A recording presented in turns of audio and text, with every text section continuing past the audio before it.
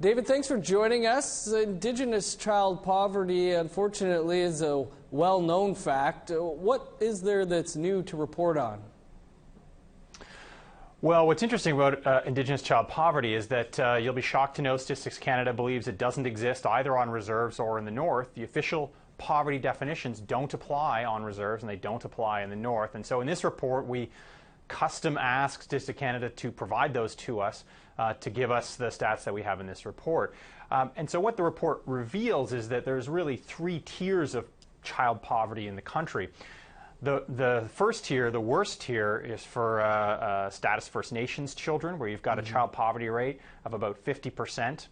The second tier includes the other Indigenous groups, so First Nations non-status, Inuit, and Métis, but it also includes other historically disadvantaged groups, racialized children, and children of recent immigrants. There you see poverty rates of in the 20 to 35% range. And once you pull those groups out, for the rest of the population, it's 12%. And so you just see a huge range of poverty rates, the worst of which being for status First Nations children. Right. So the report does say that between 2006 and 2016, the poverty rates of First Nations and Métis children have improved slightly. Why do you consider that somewhat problematic? Well, there's different breakdowns here. So if you look at the on-reserve population, so First Nation status on reserve, we're actually seeing very little change there over the past decade. If we look at Inuit population, Inuit children, again, very little change there in terms of child poverty. What we are seeing is a decline in child poverty rates among Métis children as well as non-status First Nations. One of the complicating factors there is that we've also seen those populations grow dramatically over that period, much more than could be explained by a natural birth rate.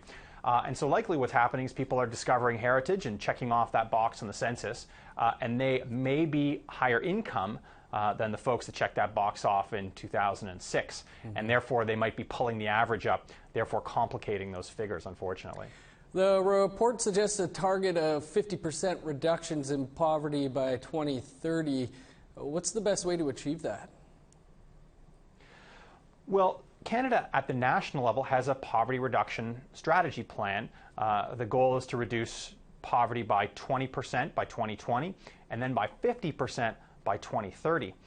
Now, what we argue in the report is that in places where we know poverty is particularly high and among particular identities, we should have specific targets that don't just apply nationally to everybody, but also apply to specific targets, like, for instance, reserve poverty rates on reserve. And so we should have specific targets there that we want to reduce those extremely high child poverty rates also by 50% over that same period to match the national goal. One of the big challenges with Indigenous child poverty is because a lot of Indigenous people either live on reserve or in the North, and they're not included in these Statistics Canada's definitions. You end up missing them in the official counts. There aren't the regular updates on those poverty rates. And so if there are big increases in poverty, nobody knows about it because they're just not included in these poverty counts. On the title page, it says it's time for a fair share of the wealth. Is current political will, both federally and provincially, enough to reduce poverty in half in just 11 years? Well, we certainly have seen a change at the federal level on the child poverty front via the Canada Child Benefit. We have seen a decline in child poverty rates as a direct result of the Canada Child Benefit. Unfortunately, we can't see what the impact is on reserves or in the North because we don't have annual income surveys there. We can only see it in census years. And so hopefully there will be an impact there that we will see declines on reserves. I mean, you look at, for instance, Manitoba and Saskatchewan, you've got child poverty rates on reserves there at 65%. I mean, this is just devastatingly high child poverty rates.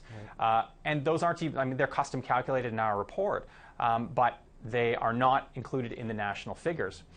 The other piece of this, though, is that there are actually reserves in remote and rural areas that have relatively low child poverty. Look at the James Bay Cree, for instance, or the Nunavik Inuit in northern Quebec. That region of northern Quebec, governments there share in resource revenue from Hydro-Quebec's dams in that area. And as a result, they've been able to supplement lacking income from the federal government from these other programs, provide better social programs and so on. And as a result, they have child poverty rates that are below the national average despite being fairly rural and fairly remote. David, we'll have to leave it there, but I appreciate you coming on and speaking with us about this. Yeah, thanks for having me.